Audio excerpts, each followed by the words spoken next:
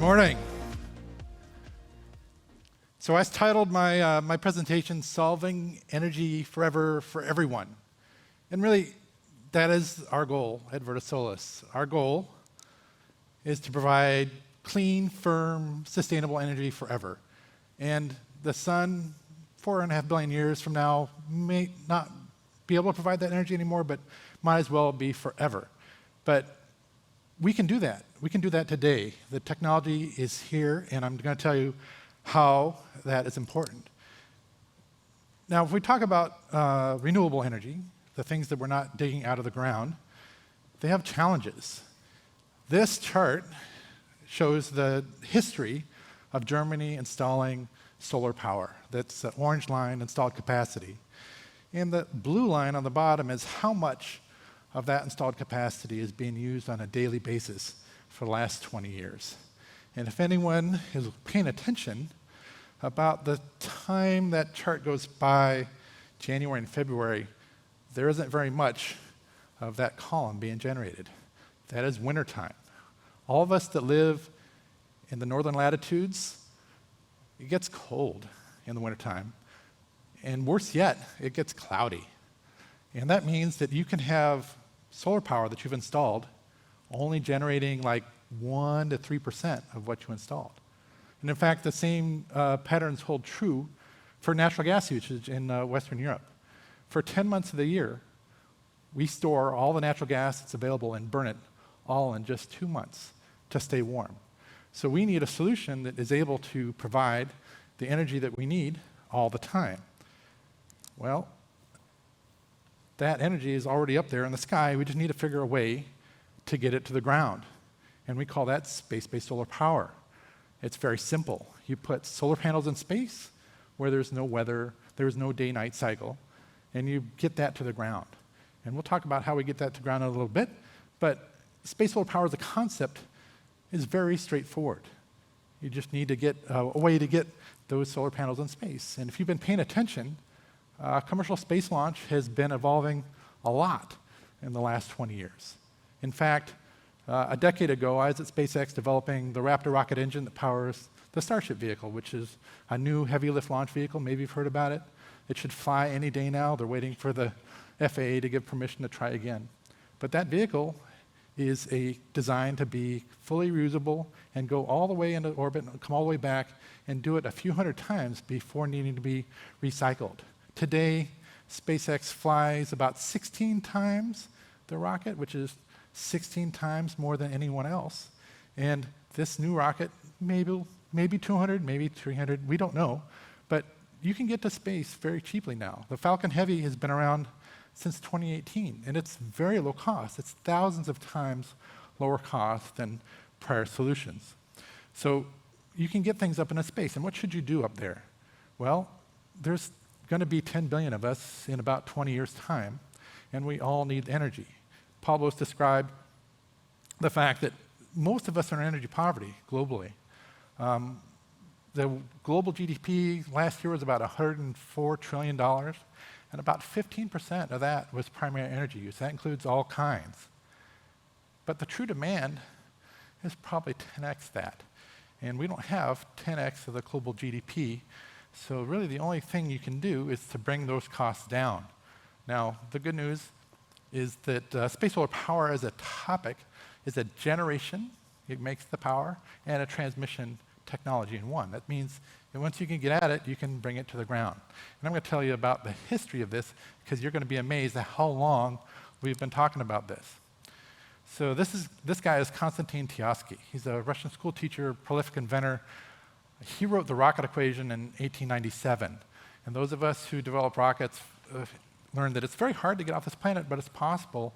You need to build a very big rocket that's mostly rocket propellant, fuel and oxidizer, to get off the planet. But he kept going. He described space solar power as a topic, as a technology to power all of us in 1921. So it's 102-year-old as an idea alone. And then another guy, you might have heard of Isaac Asimov, popularized space solar power as a topic in a story called Reason in 1941. And in fact, that became part of the iRobot series, which was very the very first science fiction, kind of, sort of, that was very popular. So it's been around in popular media for a very, very long time. In fact, there's been engineering solutions since 1968. Dr. Peter Glauser, an Englishman working for NASA in the late 60s, actually went through all the engineering necessary to figure out how to build space solar power plants, and he has a patent in the early 70s. So the engineering solutions have been around longer than I have. The problem has been that it was too expensive to do back then. A lot of the underlying technology you needed, commercial space launch, modern manufacturing, automated manufacturing, and especially the power electronics and what Moore's law has done to a semiconductor manufacturer weren't there yet. But that was a long time ago. This solution is the first one that NASA worked on in the late 70s, and this is called the NASA Reference System. It was a bunch of ex-Apollo engineers. I'm lucky enough to have a father that worked in the Apollo program, so I've been around space for a very long time. But these guys said, hey, you know what? We can do this. We have the technology. We know how to build it. And they spent like on the order of $600 million studying this in the late 70s. So this blue square in the background is the power satellites, about 2 gigawatts, about 2 nuclear power plants. But the long axis is 7 kilometers long. It's enormous. It covers all of central London up in space. And they were going to put up 60 of them in a geosynchronous orbit, which means it's sitting over a spot on the ground and beaming power. But in order to make it, they needed to put mines on the moon. They needed to dig materials out of the ground, put them up into space, and put factories up there to turn those raw materials into finished goods and start putting all this together. In fact, they needed space habitats in the lower right, rotating space habitat to put astronauts in to put it all together. And then, worse yet, we needed the space shuttle and its derivatives to get down 1,000 times less cost to orbit than they were operating. And the space shuttle hadn't even flown at this point in time.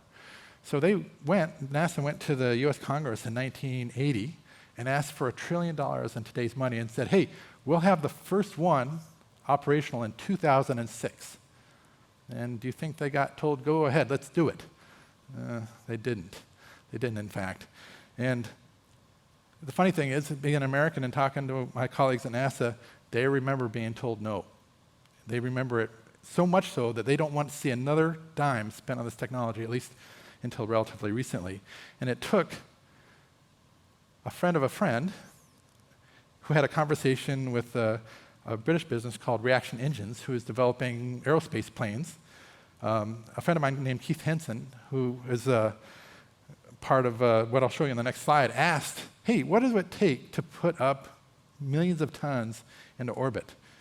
And he talked to his friends at Reaction Engines, and they said, well, we know we need to build about 20,000 rockets to fly it up there. And we can do that, and we can reuse them, and it'll be low cost. And that was in the early 2000s. And then when the UK decided that they needed to fix their energy, there was something called the Net Zero Initiative. And they went and looked at offshore wind, onshore wind, terrestrial solar, new nuclear power plants, and space solar, which no one had been talking about for about 40 years. And it was because Martin Soltau, who runs another business based here in the UK called Space Solar, which is doing the same thing as we are, had known about this study at Reaction Engines. So all that snowballed into an effort to develop this. And so the Europeans actually are moving faster than us in the US on this topic because they didn't get told no. So I'm going to tell you a little bit more about that. But more importantly, in-space infrastructure is the key to making the cislunar economy and everything off this planet work. And right now, the communication infrastructure is the only thing we have in orbit today. You might recognize some of this artwork. This was Gerard O'Neill at Princeton in the late 70s. He and his students were trying to imagine what should humanity do? I mean, where should we live? Where should we operate? And they came to the conclusion that we should live and operate off the planet. And there's a lot of us who believe in that vision. We should be able to live on this planet. It's great, but we should also be able to live anywhere else. And we need to figure out how to live up there. And these are renderings of habitats. And the one in the lower left is actually made by a guy named Jeff Bezos. He wants to do the same thing. He's very big a fan of it, but the way these things were going to be built and paid for is building solar power satellites. And in the late 70s, early 80s, it just wasn't commercially viable yet. And one of the big challenges was not only the economics, because the underlying technology wasn't there, but it was in a way. And I'm going to tell you about that in a moment. So my company, Solis, we have solved the last little remaining element, and that is how to get the energy from orbit to the ground.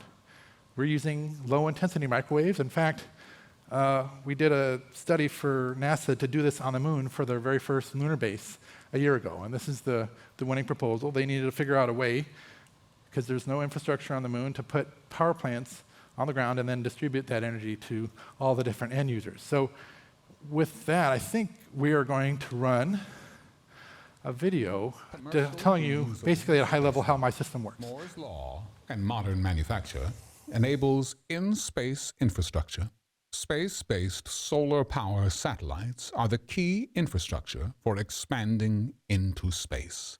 Low Earth orbit is not suitable for solar power satellites, but on-orbit propellant transfer allows access to higher orbits at low marginal cost.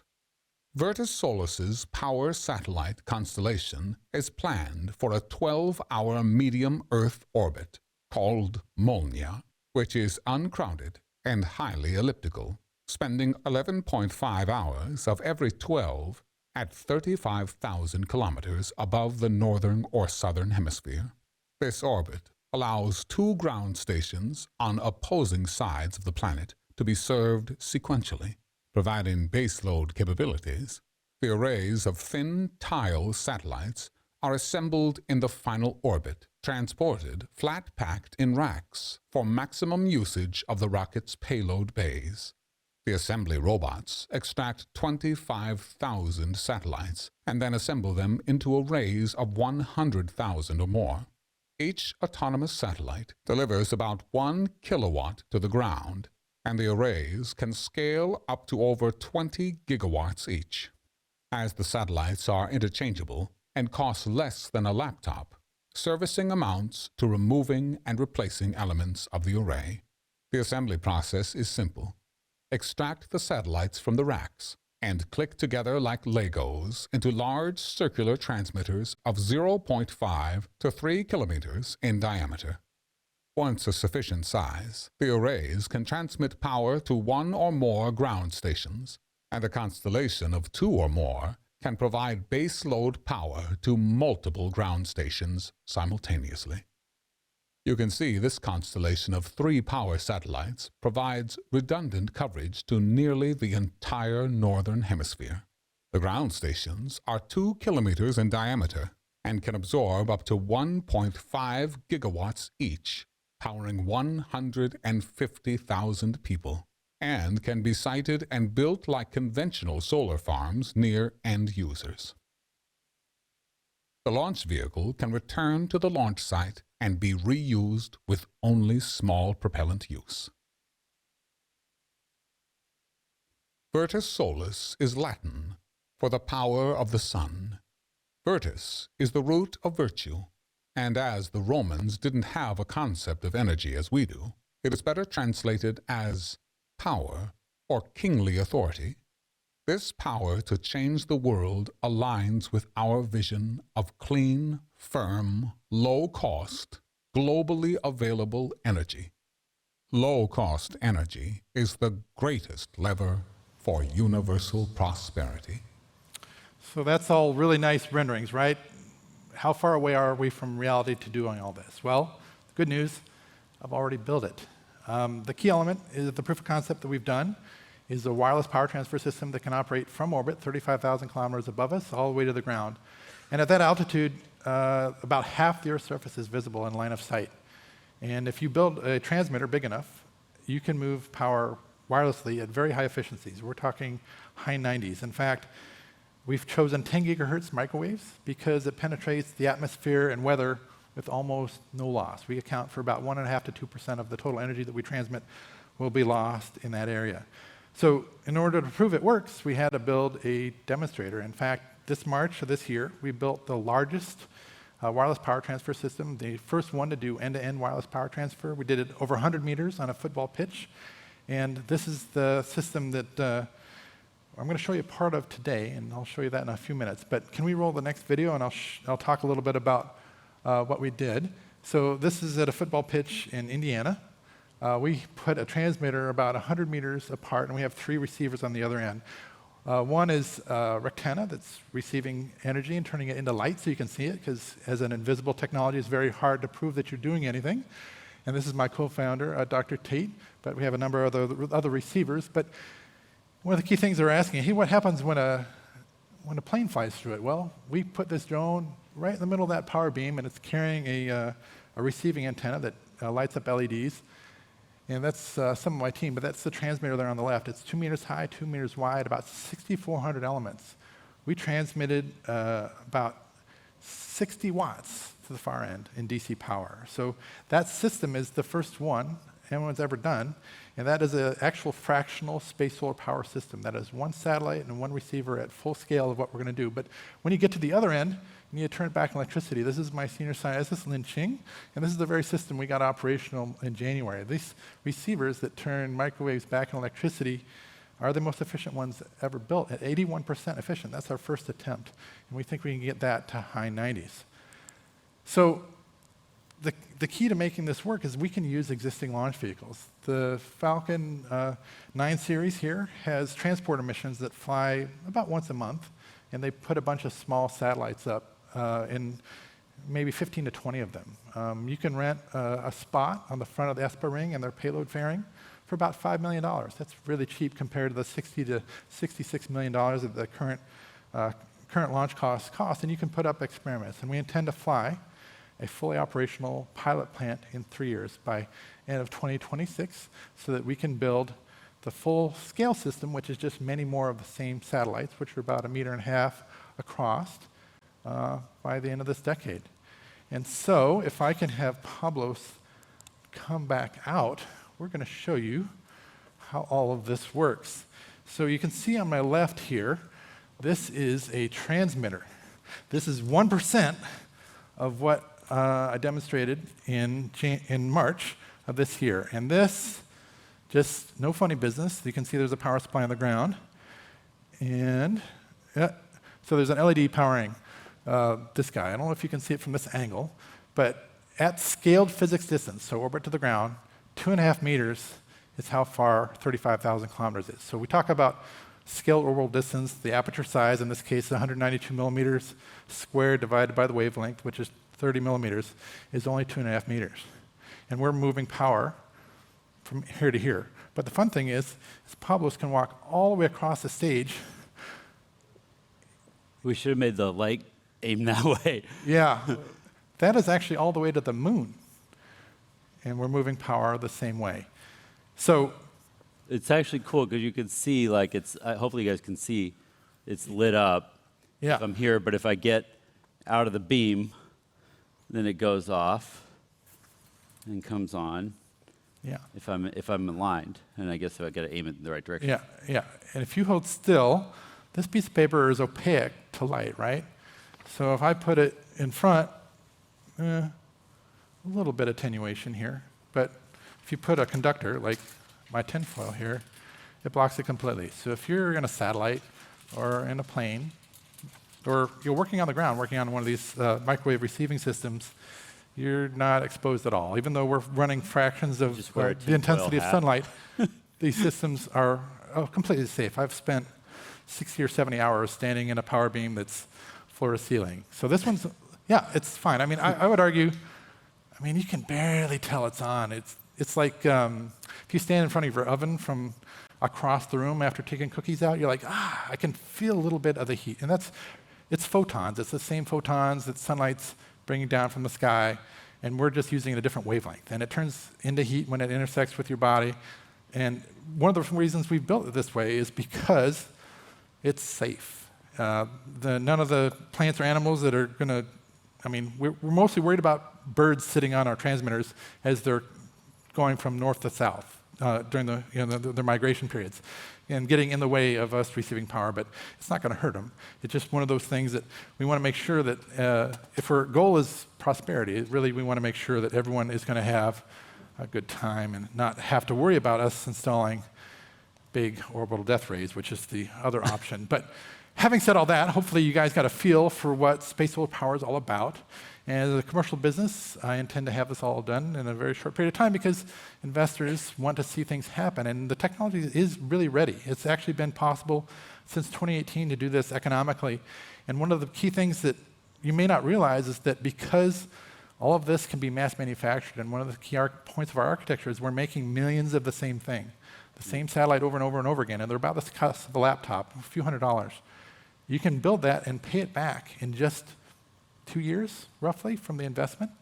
And that makes the levelized cost of energy, which is what you pay. I don't know if you look at your electricity bill, but I pay about $220 a megawatt hour living in a place in Michigan where the power plants have been there for 60 years. They should be paid for. So most of the cost is actually the transmission cost, but our system, by the time we build the first gigawatt, is about $30 a megawatt hour, which undercuts energy costs across the board. That's not just electricity, that is fossil fuels, the petroleum you put in your car, the aviation fuel you use to fly an aircraft. All those energy sources are more expensive than what this technology makes possible. So that is what I want to communicate, is that it's possible now, and I'm the first commercial entity pursuing this, but there's at least a half dozen others, and we hope there are more because we think the time is now. Well, thanks. That's amazing. I have a few questions for you. And I think I don't know if we have someone with a mic, but we can also take questions from the audience. I think you covered this, but just to make it clear, like if the antenna is beaming power down to a receiver on the ground, and I decide to have a picnic on the receiver, what's going to happen? Well, you're going to decide that you had to climb that fence to get in the middle of the receiver, but absolutely nothing. The human thermoregulatory response, and in my case it's called sweat, is able to reject a whole lot of energy, and it's only coming down as heat. Yeah. And this system is maximum about half the intensity of sunlight. So if you can stand to go outside on a day like today, you can stand there and maybe sweat a little bit, but that's it. That's all that's going to happen to you. Yeah, amazing. And so birds can fly through it, planes can fly through it, all that. We know that's working. Yeah. And then what about, when you talk about the launch cost coming down, if I remember right, the space shuttle was kind of $20,000 to $40,000 a kilogram to get things into space. And then SpaceX is at about $2,700 a kilogram right now, which is an extraordinary improvement. Mm-hmm. And then where's the target for this to make it sort of cost effective? Yeah, so the Falcon 9, the earlier rocket that started in 2011, is about $2,700 a kilo to low Earth orbit. Oh. A Falcon Heavy that came out in 2018, which is about 3 times the payload, but only 50% more cost, gets you down to about $1,800 a kilo. Okay. At that price point, I can sell electricity for about $100 a megawatt hour.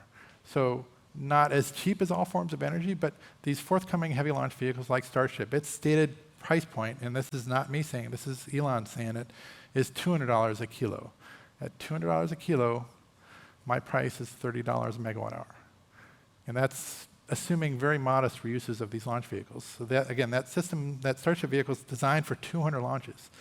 I'm only accounting for like 15. So amortizing the purchase of a new vehicle, reusing it 15 times. If we get to 200, I am much lower than that. So at 200, you basically become the lowest cost base load energy anywhere on Earth. Anywhere ever, yeah. And I think to me, one of the most exciting things about it is you don't need storage. Like that chart that John showed at the beginning showing how like in the winter the solar doesn't really work. That's the people working on terrestrial solar are fantasizing about having giant batteries to store energy until winter. And we don't have a technology that can do that, not at a grid scale. So it's exciting. What I think is amazing about this is it eliminates the need for storage.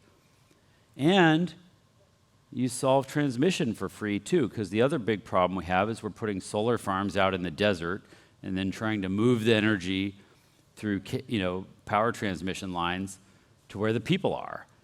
And there's a huge amount of losses in that. And so you solve that problem too. It's just very exciting, elegant solution. So. Yeah. And it's all enabled by modern software as well. These systems are vast distributed networks. They're all operating a lot like your cell phones are. In fact, the antennas that you have in your cell phone are microwaves as well. And we just happen to have a much smaller number of antennas than I've shown you here. This is 64 antennas, so 1% of the 6,400 that we showed earlier. But the underlying technology, the software to control all of it, is all here today. So cool. These systems are software defined, right? You can tell a transmitter to send power to 5 or 6 or 10 places at once. But hey, there's questions. Yeah, we'll take those. Many questions. It's fantastic. Hi, I'm David Wood, Chair of London Futurists. Great talk. Thank you. Back in June, one of the cabinet ministers in the UK, Grant Shapps, announced that the UK government was going to put £4 million into support for space-based solar. Mm-hmm. Are you welcoming that? Are you part of that initiative? Yeah, or are you separate? actually, we are part of the Space Energy Initiative here in the UK. We are operating under a government contract through the Net Zero and Energy Security Bureau, which was formed earlier this year. We are developing open source software tools so academia, industry, governments can model what these things look like through the University of Bristol. So yeah, we're already involved in that. We have a subsidiary based here in London so that we can leverage all the interest. So yeah, we're already taking part in that. So awesome. Thank you for that. Thank you for asking. Congratulations, John. Very interesting presentation. I have been following space-based solar power for over 20 years with Keith Henson that you mentioned. And now China and Japan are also pushing for this, and these are the governments of China and the government of Japan. So how do you see them? Because you are not a government, you are a startup, and China is big, and Japan is big, and they want this technology too. So how do you see these two markets, Japan and China? Well, I would argue that the reason startups exist is because the existing systems aren't delivering, and delivering at the cost that we like to. So as a commercial entity, I'm very motivated, and I think our timescales, even compared to all the other research organizations that have been working on this for the last 40 years, they've been saying 2040, maybe 2050, they'll get the first one up. I'm saying 2030. So not super worried about those other organizations because they just don't act like startups, and startups have an impetus to get these things delivered quickly and serving the customer's needs. So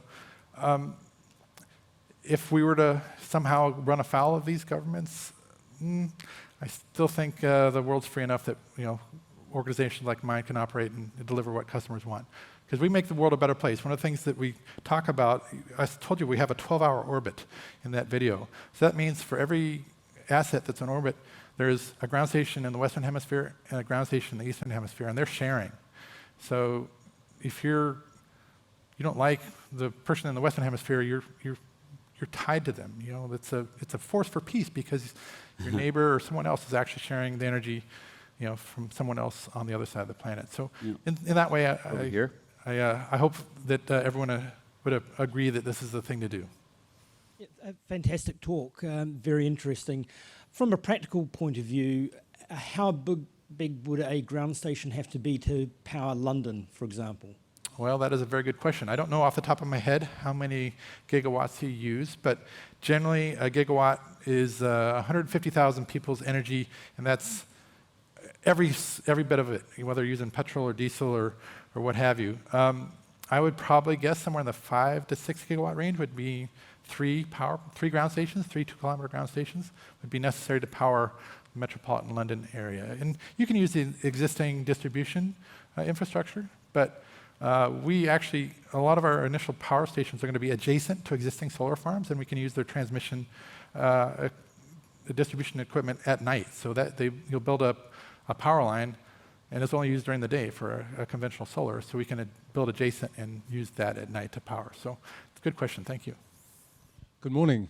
Morning. First of all, I love the idea. Congratulations. Thank you. Incredible. I just have a question about what is going to be a potential question that you're going to be asked. So they're talking about putting things in in space to block out the rays of the sun to slow down global warming and to slow down the heating of the atmosphere. What is the danger, since you've described that this feels like heat, of having these all around in space and coming down onto receivers, of actually warming the atmosphere? Good question. So just in terms of blocking sunlight, these orbits are mostly above and below the path from sunlight to the ground. So we're intercepting energy above the orbit of the Earth, and we're delivering it to the ground. But the key is that I don't have the number off the top of my head, but I think it's in the terms of terawatts, the number of watts that sun projects onto the ground. And our systems are small enough that they're about 1,000th of a degree arc width above us, so you can't see it, and it's not blocking the sun because it's out of the path. So these systems are only adding fractions, small fractions, 1,000ths of a percent of additional energy to the ground compared to what the sun is already doing. And one of the key things about the sunlight that comes into the ground and warms the planet is that most of it is re-radiated away at nighttime. So if you look at your temperature profiles over the course of the evening, just before the sun rises is generally when it's coolest, and that's infrared radiation.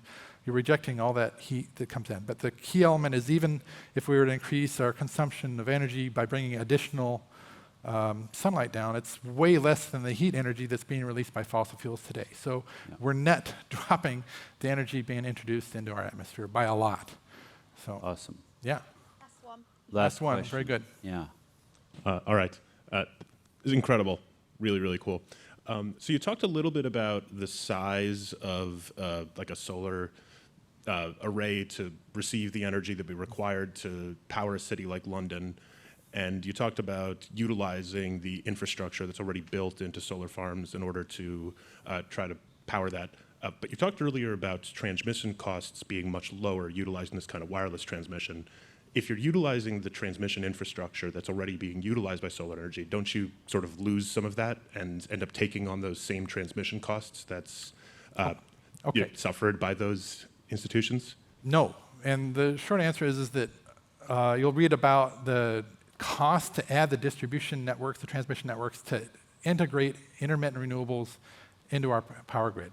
And I think globally it's a $21 trillion bill to add the infrastructure, just the transmission infrastructure, to move the energy from where it's generated to where it's being used. So that's cross-country, high-voltage DC networks, and all those other things. So the key element is like there is a project you might have heard of. They're going to use put a solar farm in Morocco and run an undersea cable 3,800 kilometers here to England.